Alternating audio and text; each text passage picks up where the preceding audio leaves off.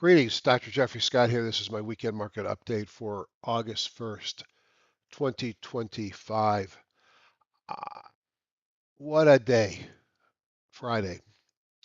You know, I've commented over the last couple of weeks how the market was climbing a wall of worry, and it's almost as if the wall got too high on Friday. Bad earnings from Amazon, tariff tantrums as August 1st kicks off the new list of tariffs that came out after the market closed on Thursday. Weak employment. The monthly unemployment numbers were awful. The last two got revised down. We've got an economic slowdown. Does that raise concerns about recession? If it wasn't for the tariffs, would this have been a 50 basis point cut over the weekend by the Fed? Those employment numbers were horrible, and that's one of their mandates. Seasonality. We've been talking about bad seasonality for August and September. Certainly the last 3 years, we've seen corrections. And then I see something in my news feed about how we're repositioning our nuclear subs because of Russia. I think the wall of worry got too high to climb. And if that's the case, we might have more downside. So we're going to have an objective look at the market over the next 30 minutes or so. I'll look at a couple of stocks. But what I typically do is two parts to the weekend market update now. On Friday night, I'll talk about my perception of the market, where the strength in the industry groups and sectors might be, and maybe look at a couple of stocks.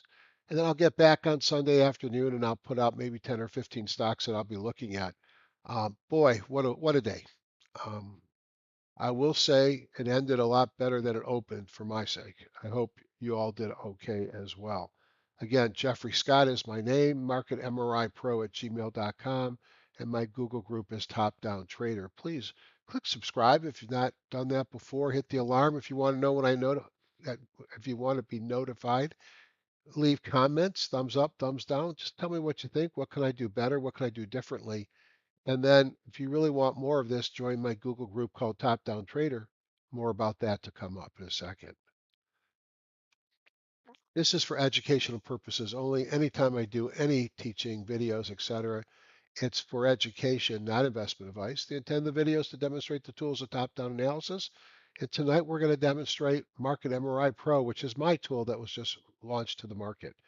Trading involves risk. You are solely responsible for any investment decisions you make. I may own or intend to buy or sell any stock mentioned in the report. Creating stocks and options, and I do a lot of options, should be considered risky, and you should always consult with your financial advisor before making trades. And I have tools for multiple platforms, but am independent from a trading perspective. In fact, when you think about this not being investment advice, not only am I not a registered investment advisor, I'm a medical oncologist. I give chemotherapy for a living, or at least I used to. Not investment advice is the key. If you're looking for the Stocks and Docs video using the wonderful Wealth Charts platform, you'll have to wait till Monday morning at stocksanddocs.com. I do that sometime late Friday night when the futures are out, and we have the folks at stocksanddocs.com and becomeabettertrader.com will post my video before the market opens.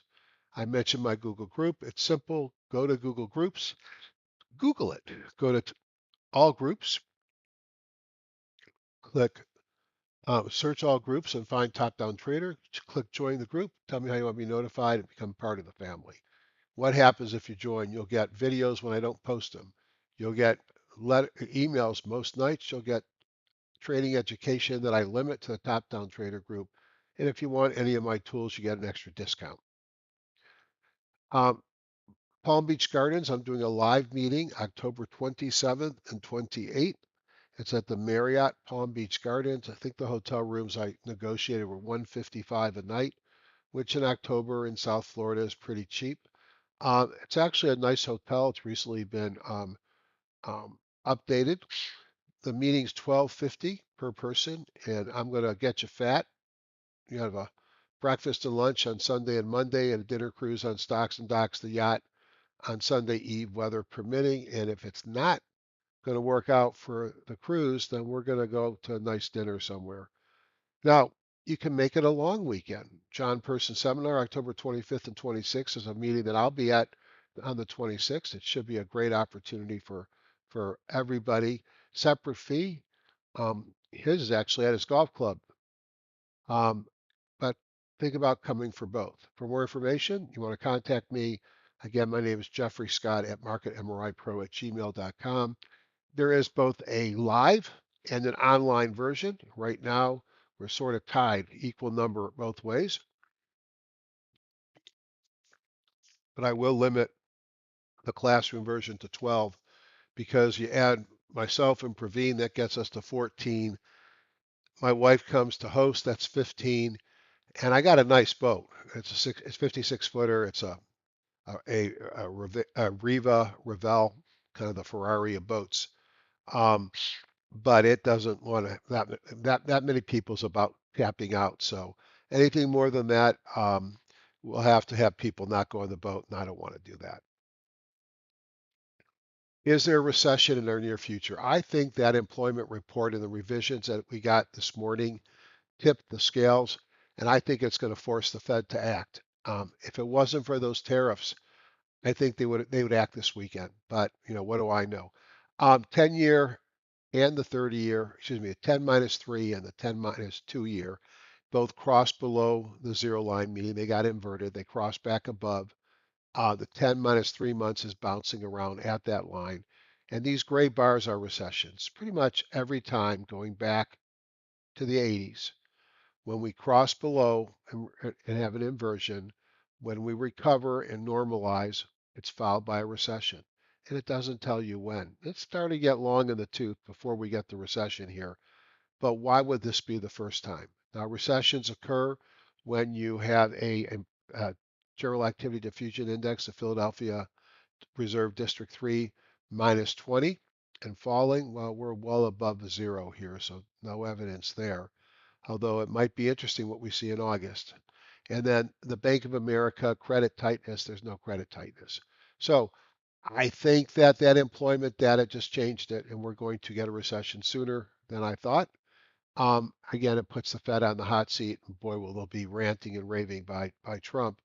And I agree with him. Powell should have cut, and I hope he's not cutting because he's fighting with Trump. Know your news and earnings. Factory orders on Monday. This is a light week compared to the week we just had. Trade deficit, PMI, services on Tuesday, nothing on Wednesday. Jobless claims. I think everybody's going to be watching jobless claims now, looking for them to go up. Productivity, inventories, Atlanta Fed President Bostic, and consumer credit, nothing on Friday. So a really light news week. But my gosh, this week we had PCEs, we had joblessness, we had the monthly unemployment, we had GDP, we had so much. And it really didn't end well, did it? I don't think so. You could see over here on the right, we also have a ton of earnings this week. And as I say in the lower right-hand corner, it's a judgment call to hold stocks over earnings dates. It's bad judgment to not know when your stock's earnings date is scheduled. In Market MRI Pro, we have a way of seeing when the earnings date is scheduled. But let me just make a statement in that we pull these off of various public data sources. And, companies have been known to report early or late, so I can't take responsibility for that. But this here comes off of Earnings Whispers. It's within a week, and I bet it's pretty darn accurate. The E index, believe it or not, it didn't break down today. I thought for sure it would have knifed through the 50 and tell me that it's over. Guess what? It didn't. So as long as we're pulling down to the 50 and bouncing and closing above it as we did on Wednesday and Friday, Thursday we gapped up. It's hard to say this market is definitely going down. Lots of concern. And I'm going to paint probably a more bearish than bullish picture. But we could rally on Monday, and I'll show you things that might make us rally on Monday. My guess is we're still going lower. I don't think we're having the big correction here, but I think today was a shot across the bow of the bulls. It was a time to raise cash, close positions, raise your stops, and be eyes wide open that we could get a more significant sell-off. But let's see what the rest of my data and charts show. Once again, if you like this stuff, come to my meeting. I don't make money on the meeting. I've committed to a full room. I've already paid for a full room. And if I don't have a full room, I lose money. I don't really care. Um, I do it because I love to teach, and anybody who is listening to this that's been to my live meetings that wants to if you can if you agree with me, put something in the remarks about my style of teaching and whether you found it of value. And on to the charts, and let's hope to see you. Now, I have done meetings at this hotel. To say that this body of water is a big distraction is an understatement. However, that hotel is about 3 miles straight line. Well, one street after a couple of turns to get on the main street from where we're holding the meeting. And bring your family. Let them have a day or two on the beach while you're getting educated. And it is a great beach. I used to live on that beach. I had a condo. I didn't live in the sand. All right. So let's start with the daily briefing and just see how much damage we really saw today. So let me just set up my program here. 1 day close. Okay. 1 day change. That's the one that surprised me. And so on the 1 day close, we can see the big winner was volatility, big surprise. Interestingly, it closed in the middle of the day. And I told you my account improved considerably from the morning to the close. And I think volatility came off the lows with that. The dollar was down. It's been up multiple days in a row. Diamonds down 1.27, Spider 1.64, Q's 1.97, Russell 2.02, and Bitcoin over 3%. This was a pretty tough day in the market. Now, over 5 days, you could see VIX was up 8.4, dollar was actually up a lot, 1.4%, and the major indices were down between 2 and 4%. The Russell, big loser on the week. Bitcoin was down 3.22. New high, new lows. We shifted to negative. No surprise. So more new lows and new highs at 1 year on both the NYC and the NASDAQ. Today was a pretty big sell-off. Now, one of the characteristics of a um, Hindenburg omen is you have to have a certain minimum percentage of new highs and new lows. Well, we didn't have the new highs today, so you won't see a Hindenburg omen today. S&P 500 sectors, I was pretty surprised that anything was up. Healthcare was up 0.5%, kind of rebounding. You could see over 5 days it was down 3.92. Um, Staples were up 0.48, utilities and real estate. So why are these up? Because these are defensive plays. And discretionary was down 2.41, down almost 4 on the week. Tech was down 2.16, was actually up a bit on the week. So at least for Friday, with all those crises, and data, earnings, militarily, and tariffs, we rotated today into more defensive stocks. Over here, you could see, for the most part, we have very few positive sectors or industry groups among the three indexes tracked here. But most importantly, only 22% of the S&P 1500 was up. So 330 stocks were up today. In the NASDAQ, it was 23%. And in the NYSE, it was 24%. So that means 75% of stocks in the US markets were down. As a rough market day, and I'm sure, well, most of our portfolios felt it. Now, whenever markets are selling off, cannabis usually rises. Cheap stocks, it was up 8.83. Home construction, and boy, some of those stocks actually look like they're ready to rumble. Maybe they think rates are coming down. Home construction was up almost 2%. Every other theme that don't say that. Couple of others were positive. Gold was up 1.57. You can see 2.67 on homes. Southeast Asia was up. Biotech goes with the healthcare. Renewable energies, Norway, and that's it. So I got 40 different themes. 7 of them were positive. Rough day in the U.S. markets. Timing model, kind of as one might have thought, we broke below the WMA and the bongos flipped on the daily. So right now, the spiders, the Qs, the Russell, and the diamonds are in a sell mode. However, the weeklies, if I remember correctly, have not broken down yet. We're going to verify that. I looked early, I didn't look recently. Yeah, the weeklies, the only thing that broke down is the diamonds lost their bongo, so it says questionable trend change. So if my weeklies are in a buy, and oh, by the way, this Russell's close to being at risk. If the weeklies are in a buy and the dailies are in a sell, then that's right now it's still a retracement. It's a pullback in an uptrend.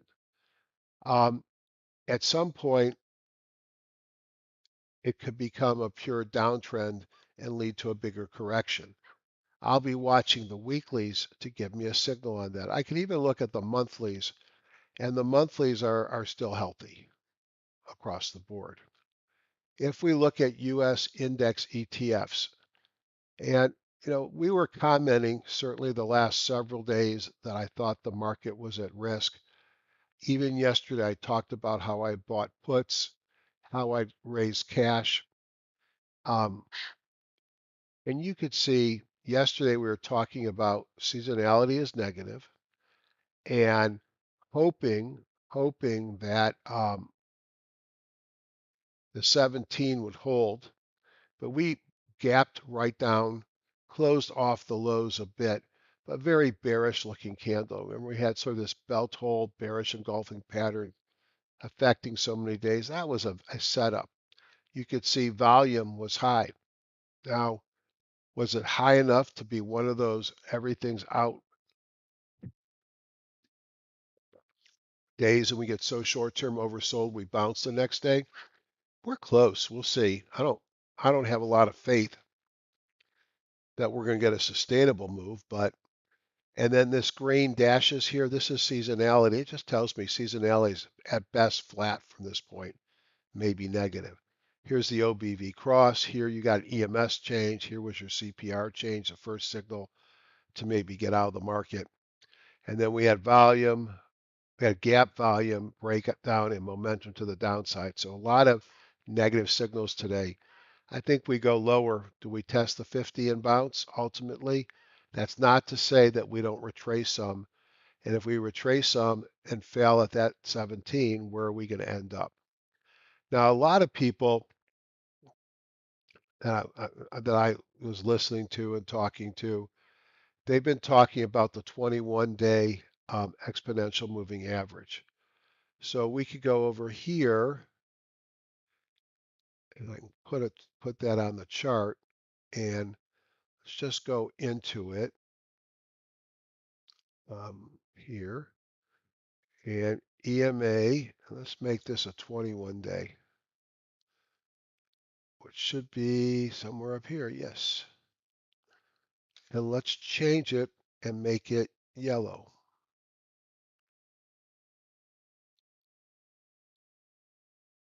And you could see why people were following it, and we had a big break to it. So this, it had a couple of closes here below, quickly rebounded.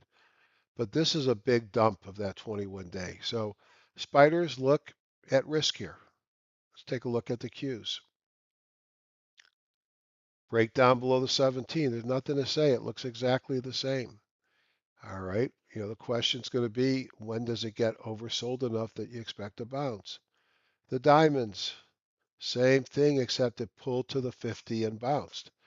Now, this here is the 200. If the 50 doesn't hold, one expects it to go down here, which had been support here. And we'll see if resistance here. Resistance here. Will it become support here? Right now, that looks pretty weak. And again, seasonality, not our friend.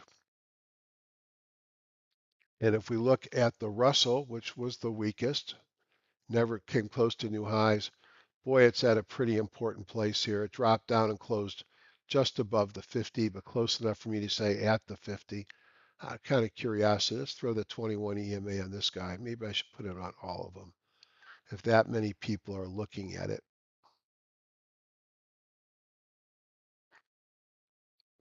Config.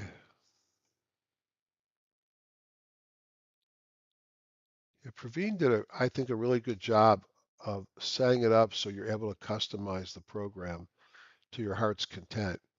And again, it broke down the last couple of days, clearly was giving up this rally, but a big break. So I think all four of the indexes are have fallen hard. Markets don't go from 100 to 0 in a day. You expect bounces from time to time, and we're going to see if we get one here. Um, we'll talk more about that. VIX was up 21%, and the dollar, you can see this red candle is pulled back to what was resistance. We'll see if it's support. The dollar was down 1.18. Now, on the commodities front, some things look good.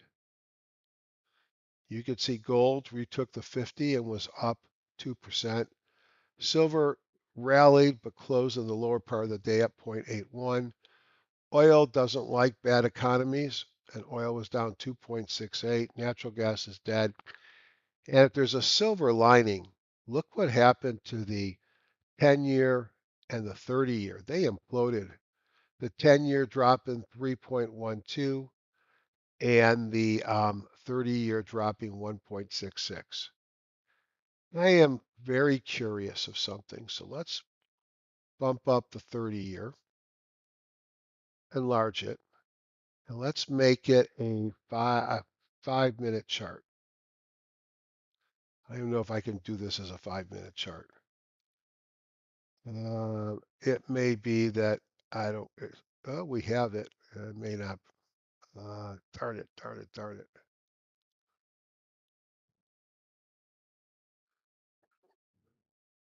Yeah, it's not going to be useful. I was wondering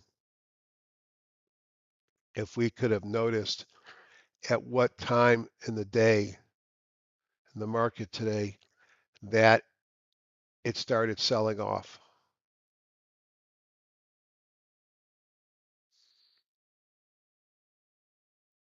But boy, both the 10-year and the 30-year came down. So that's actually good for stocks. Um, now let's look at, are we bad enough? Buckets. 28% of the NYSE is hanging out below their lower Bollinger Band. 36% of the S&P 1500 are below their bands. 26% of the NASDAQ and 30, is that 39? Looks like 39. 39% of the Russell 2000. Those are really big numbers. They can get worse. They can get much worse. But right now, it tells me that the markets probably are going to bounce in the next 1 to 3 trading days, but it doesn't tell me that they're going to go back up and threaten new highs. I think the market's going lower, but I think we get a little bit of a rally, a chance to cash out some of our positions if we have any left, and maybe enter contra ETFs because I do think we got lower lows coming. I just wonder with that rapid distress that we're seeing here, is that going to lead to somewhat of a bounce back? Now, in the market breadth, we did not see another Hindenburg Omen today, but to be confirmed, you got to see it in 31 or 32 days. What we did see is the NYSE knife down to the 50, the Nasdaq's well above, and I'll tell you the 50 matters to me. Um, when I look back at when do you respect the Hindenburg Omen, and when I look back in time, and of course we'll see, the Hindenburg flew back in here. And was it the right thing to do to get out of the market there? Yeah, it would have been fine, but it's not always matching up. But what I found is Hindenburg's followed by a break below the 50 is when I get interested. Hindenburg's followed by a break below the 50. Now you could have gotten out anywhere over here if you wanted to, but this is probably the big break that would have gotten me out. If I keep going back, that theme is there. I mean, here were a bunch of Hindenburgs, but we really didn't do anything. But notice we didn't break the 50 until we got here. So I'm going to look for Hindenburg omens, and then I'm going to look at where we are in relationship to the 50. When I see we're sitting on the 50, I hope we bounce. But if we get that Hindenburg omen and we break below the 50, I think it has bigger negative story of what's to come up. You can see the NASDAQ gap down big. You can see stocks above the 50. The 20 in green and 200 in red are coming down considerably, but they're not at places that we've seen the reversals before. If I tighten up, got a long ways to go.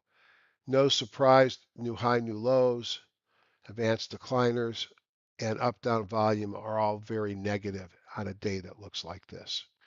Some of the other things I look at, that, all right, I look at some things I look for divergence, but what I'm really looking at here are the green line, and there's the score. This is the 13-week new high, new low. And when it gets down to -3 or so, I start to think that we are going to have a pullback, or excuse me, a bounce rather. So we're at 0.15, 0.14, 0.14, and 0.10. That basically tells me that we are not there where we have to bounce on Monday, but we're getting close to where you'd expect a bounce. Boy, they came down quick because they've been holding up for quite some time. So again, summary, it would not surprise me based upon the amount of oversold that we saw this market get for us to bounce sometime in the first couple of days of this coming week. Quiet week from news. Maybe some earnings will come out. Maybe there'll be a tariff announcement. But short of a rate cut over the weekend, which I really don't expect, and I may be the only person even mentioning it, it would not surprise me for us to rally into resistance, that 17-day overhead, and then break down to the 50 or the 200. It's August and September. That's what we do in August and September, and I'm sticking to it. Now, I'll be looking for things like RSI divergence after it pulls back, AD line divergence. I'll be looking for the stocks above the moving average divergence, but we don't have any of those right now. And the divergence of the MACD stocks were over 100 2 days ago. I think it was 70 today. So some of the stock divergences worked off. I spent a lot of time on the market for a reason. 60, 70% of what happens tomorrow or Monday, it's what the market does. I don't care how good of a stock picker I am.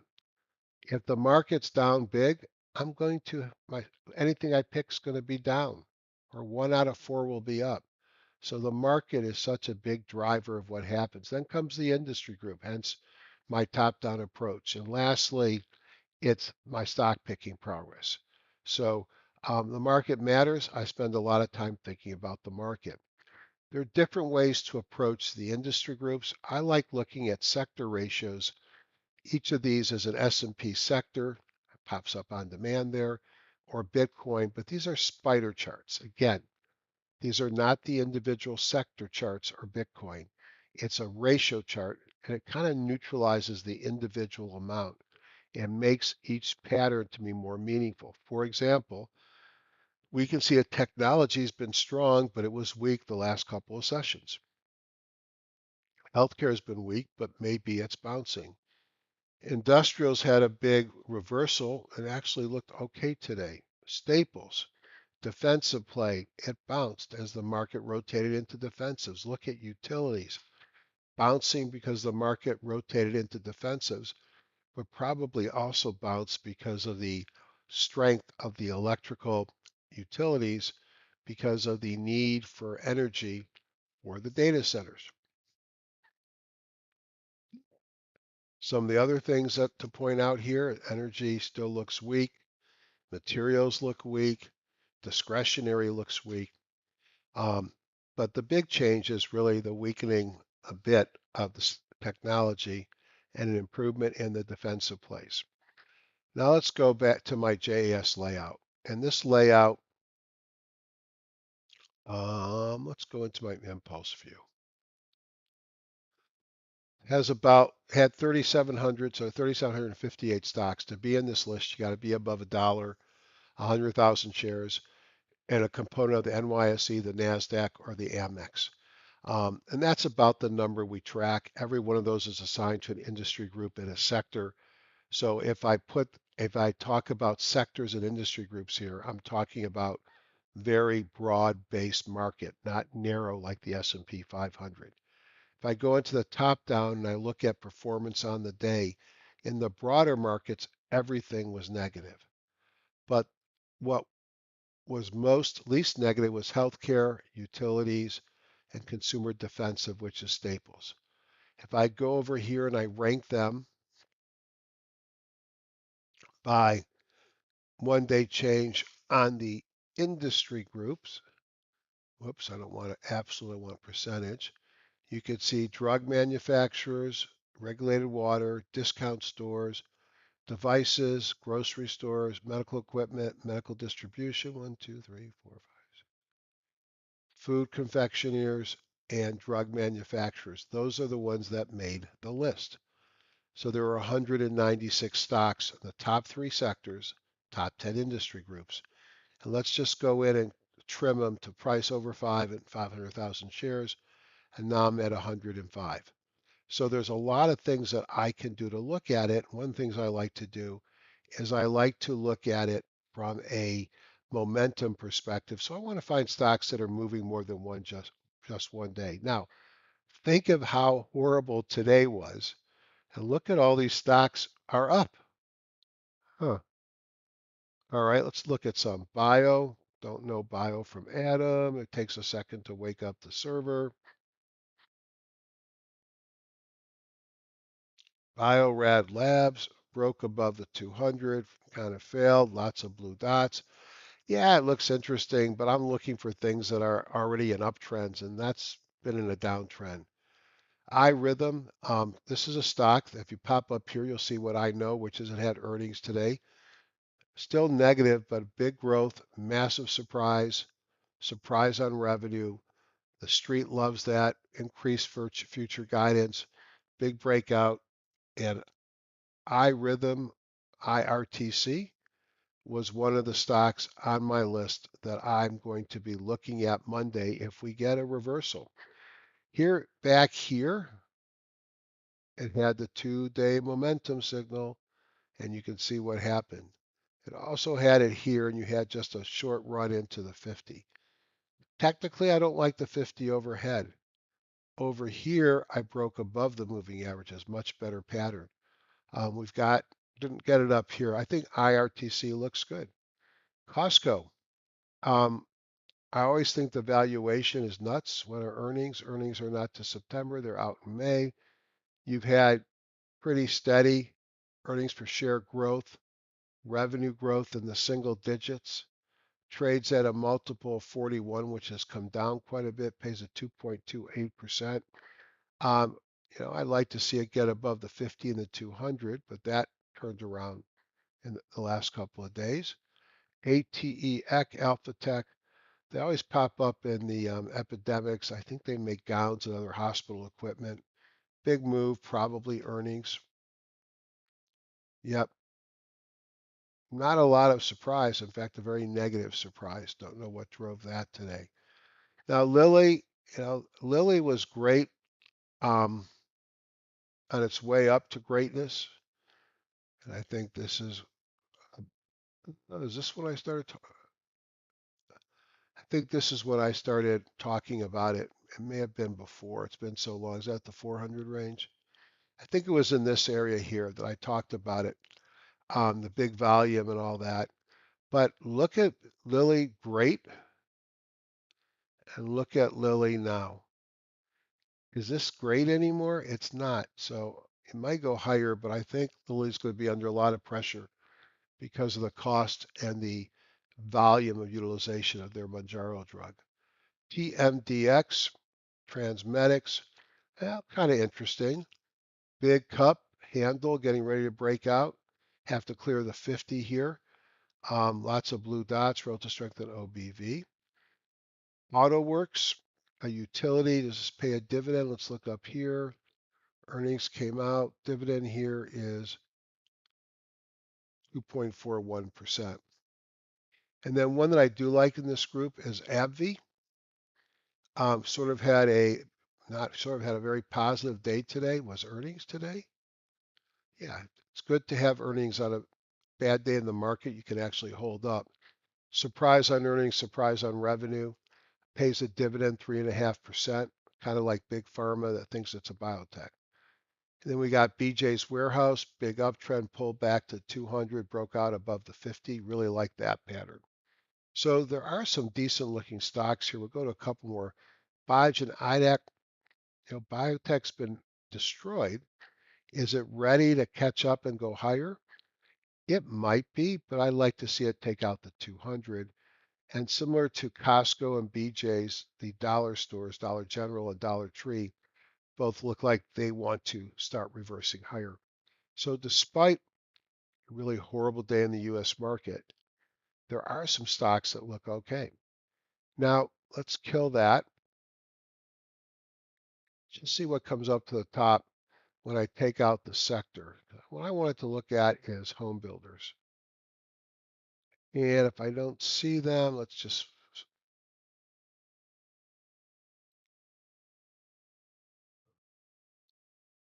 uh, so what do they call it in here? REIT.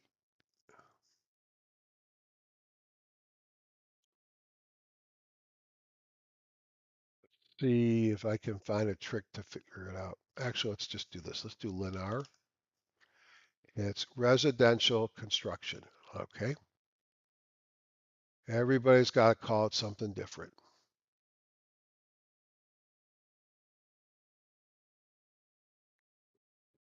Look at the green on residential construction. So let's just go through. D.H. Horton looks very viable here. Long pullback, saucer bottom, broke above the 200, retested, and broke out today. Had a CPR, a gap, volume, and breakout. Relative strength flipping up above the moving average. So is OBV. Don't know this guy, Skyline Simpson, I guess. Skyline Hampton, something. Let's see. Skyline Champion Corporation. I like that less. Lennar, I'd rather get above the 200. If I have one, Meritage, also down in the pattern. But not Toll Brothers. Toll Brothers looks like it's ready to break above. Running up a nice trend line here. I think that Toll Brothers actually looks interesting here too. A break above the 200 on any volume. Pulte, already up there. KB Homes, not yet. But when you start to put together, we have a wolf pack. A wolf pack is when an industry group, as a rule, starts to move up at the same time. Think about how bad the market was today. That is meaningful. So lastly, let's just leave you with some of the stocks that I liked on my initial review. ALNY, this is why I like two momentum dots. You have two momentum dots here. I run these at 3:30 at night. They're constantly up, 3:30 in the afternoon. They're constantly updating real time. I think the scan updates every 2 minutes. And when I see that going into the close, I have an opportunity to take a trade. And when I see those two dots in a row, I'm very bullish. And look at this. It went up Thursday and Friday massively. Is it getting extended in too far? Yeah, you have to be careful buying anything up with a high jump of 100. But that's damn impressive. Genius Sports, GENI, looked interesting.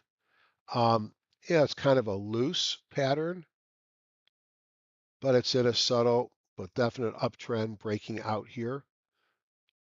Empower, boy, did they have a great quarter. Not only can you see here, they came out earnings with a surprise on earnings, surprise on revenue, good growth rates on both. They raised forecasts going higher. That's later. I like that a lot. I think this one looks very interesting. and is breaking out here, I'd have no problem looking into this stock. I think Empower looks good. Remember, this is not investment advice. I'm just showing you the patterns that I like. Newmont Corporation, a gold play. It's either broken the flag or about to break the flag. That one looks interesting. The entire gold complex is like housing. A lot of things were up. And then in the small cap biotechs, pretty tight pattern and breaking out XERS. So I give you a lot more stocks than I wanted to tonight. On Sunday, I'll review some of these. Maybe I'll find some others when I look at my 1,000 charts after I finish this. But then we'll talk about how I'm going to play the market this week. Thanks for watching. Join my top down trader group. Give me some comments. Give me that thumbs up. Hit subscribe and show me some love and come to my meeting in Palm Beach Gardens. I've been doing these for free for 20 years. Don't do them for making money. I don't do them um, uh, because I charge you anything. I do them because I like to give back and I learn from some really smart people that help me. And you'll be very happy that you come if you come to a live meeting. Thanks, everybody. Take care and have a great weekend.